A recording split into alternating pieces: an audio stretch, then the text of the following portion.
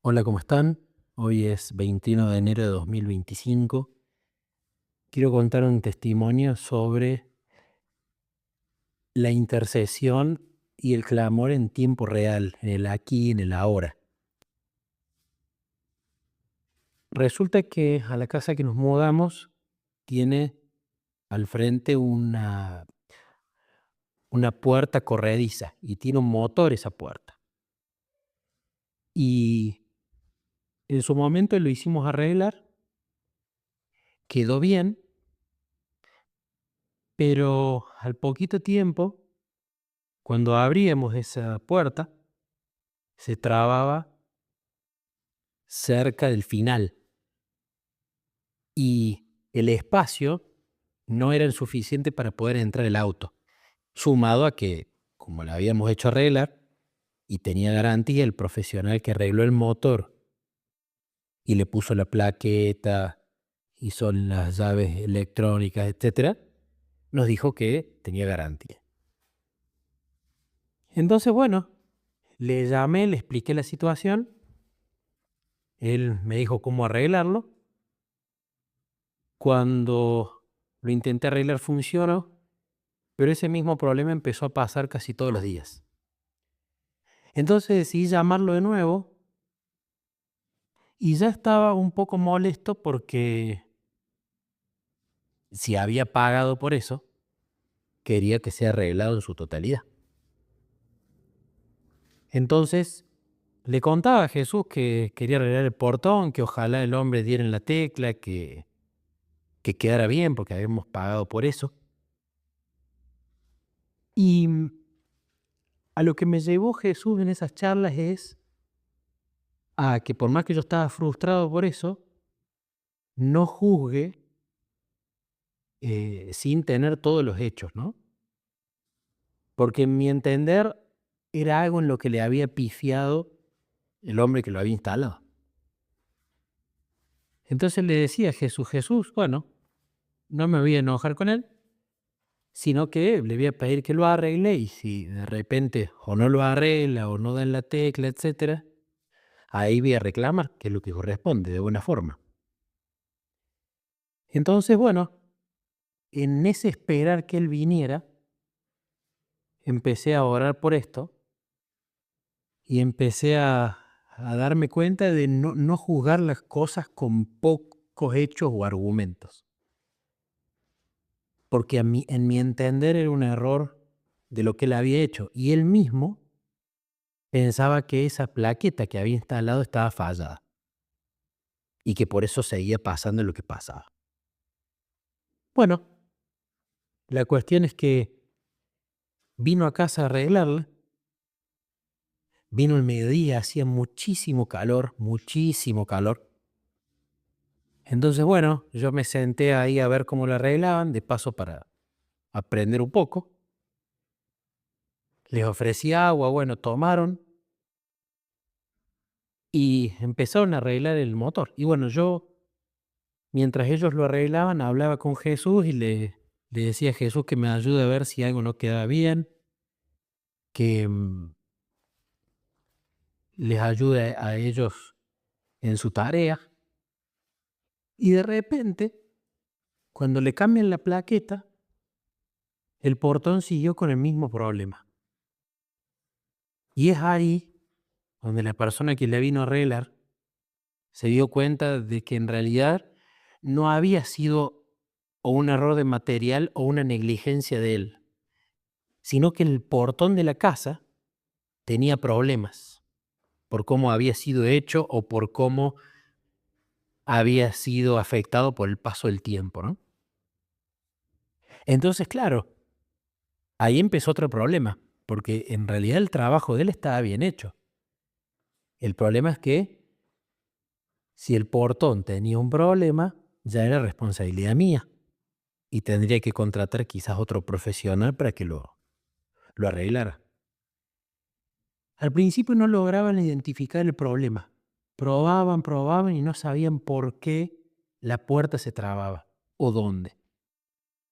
Y es ahí cuando la conversación con Jesús pasó de ser una conversación a un clamor, a un clamor por dentro, clamando por sabiduría para ellos, clamando para que los ayude, clamando para que arreglen el portón. Y yo dentro mío clamaba, clamaba, clamaba, y le rogaba a Jesús. Y de repente ellos empiezan a sugerir, me parece que es esto, vamos a probar. Y cuando empiezan a probar la solución, dan en la tecla. Pero claro, habían diagnosticado bien el problema. Pero cuando me presentan el abanico de soluciones, era poco alentador.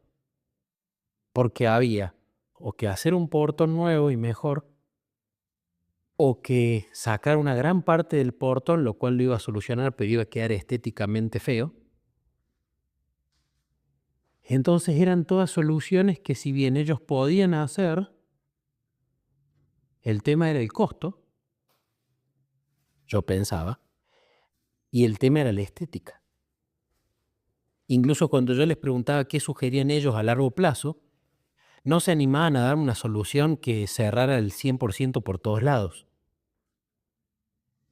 Entonces en ese momento seguí clamando a Jesús: Jesús, ayudaste con el diagnóstico del problema. Te pido que les dé sabiduría para lograr una solución para que esto quede bien, tanto en su estética como en su funcionalidad. Y clamaba y clamaba y clamaba.